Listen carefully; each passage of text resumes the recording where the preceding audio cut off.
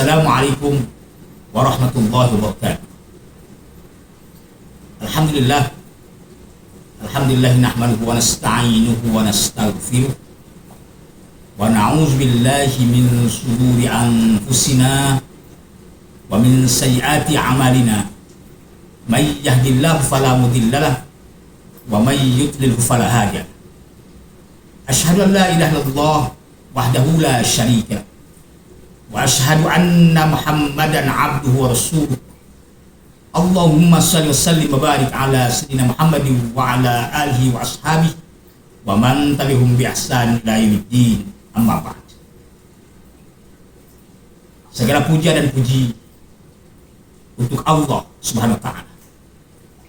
Salawat beserta salam senantiasa tercurah kehadiran baginda Nabi besar Muhammad sallallahu alaihi wasallam beserta keluarga, sahabat, berikut setia beliau hingga akhir zaman.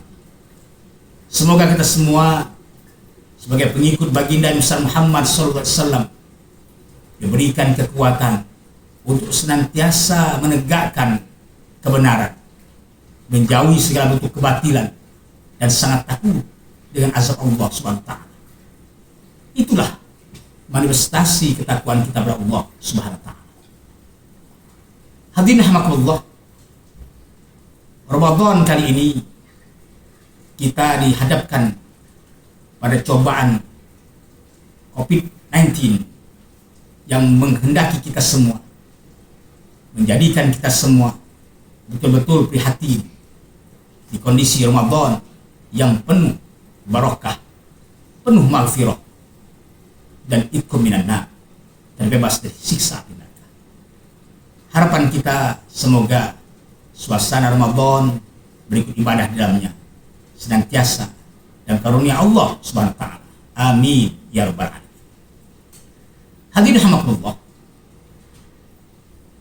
Rasulullah SAW memberikan informasi pondasi berisi ibadat dapat menginspirasi umat hingga menjadi ilmu yang bermanfaat dari dunia sampai ke akhirat. Apa itu pondasi ibadat itu? Ternyata pondasi ibadat tiada lain dan tidak bukan adalah an-niyah.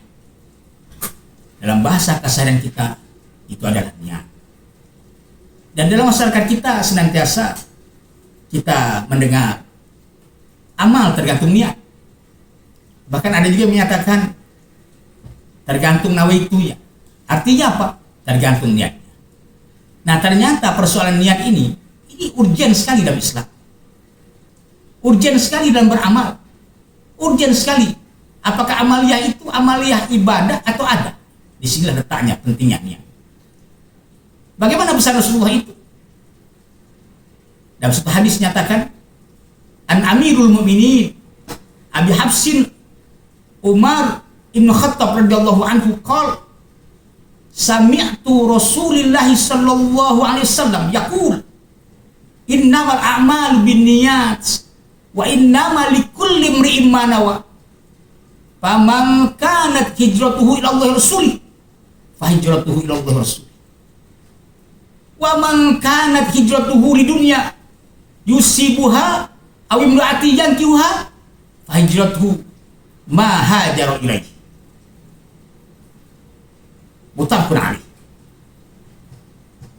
Hadirin rahimakumullah, pesan ini disampaikan dari Amirul Mukminin Abi Hafsin, gelar untuk Umar Ibn Khattab radhiyallahu anhu. Dia berkata, saya mendengar Rasulullah SAW bersabda, sesungguhnya setiap perbuatan, setiap amal tergantung niatnya. Dan sesungguhnya setiap orang akan dibalas berdasarkan apa yang dia niatkan. Siapa yang hijrahnya karena Allah, karena keridhaan Allah dan Rasulnya, maka hijrahnya kepada keridhaan Allah dan Rasul. Sebaliknya, dan siapa yang hijrahnya menginginkan kehidupan yang layak di dunia atau karena wanita yang ingin dinikahinya, maka hijrahnya akan bernilai sebagaimana yang dia inginkan, yang dia niatkan. Hadis riwayat Imam Bukhari dan Muslim. Hadirin hamakumullah. Ternyata inilah fondasi dari amal kita. Ternyata amal fondasinya adalah niat. Kalau amal kita tanpa niat, bisa jadi amal tersebut masuk kategori ada, bukan ibadah. Misalnya ketika kita lapar, kita menginginkan makan. Ketika kita haus, kita menginginkan minum. Ketika kita ngantuk, kita menginginkan tidur. Kalau sekedar ingin makan, ingin minum, ingin tidur, sekedar begitu saja, dan terus-menerus kita lakukan setiap harinya, maka itulah yang disebut dengan amal ada. Namun bagaimana amaliyah kita keseharian itu? Dari mulai tidur sampai ke tidur lagi, semuanya akan bernilai ibadah. Maka menurut Al-Imam An-Nawawi dalam syarah hadis Arba'in menyatakan bahwa amal tersebut haruslah dengan niat, dengan 3 kategori yang harus melekat di dalam.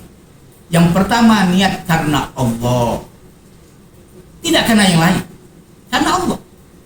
Lalu kemudian sesuai dengan tuntunan Allah melalui baginda Muhammad sallallahu alaihi wasallam. Lalu kemudian yang terakhir, mengharapkan ridho dari Allah SWT.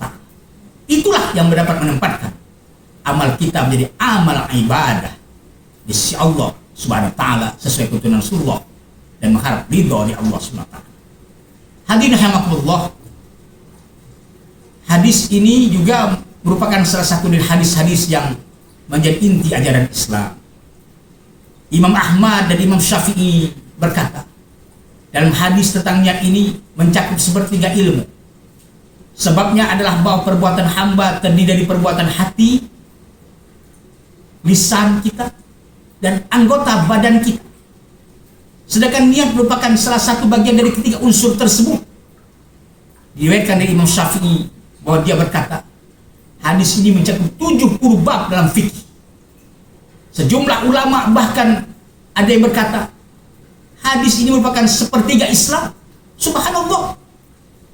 Dan memang potongan hadis ini pun sangat populer, melekat di masyarakat, melekat di umat. Hadirin rahimakumullah.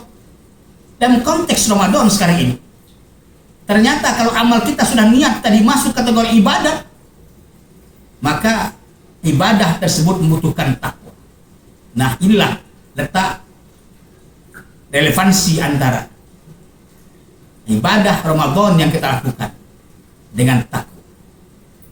Hal ini tertuang dalam surah Al-Maidah ayat 27. Allah berfirman, innama yataqabbalullahu minal muttaqin. Sesungguhnya Allah hanya menerima dari orang-orang yang bertakwa.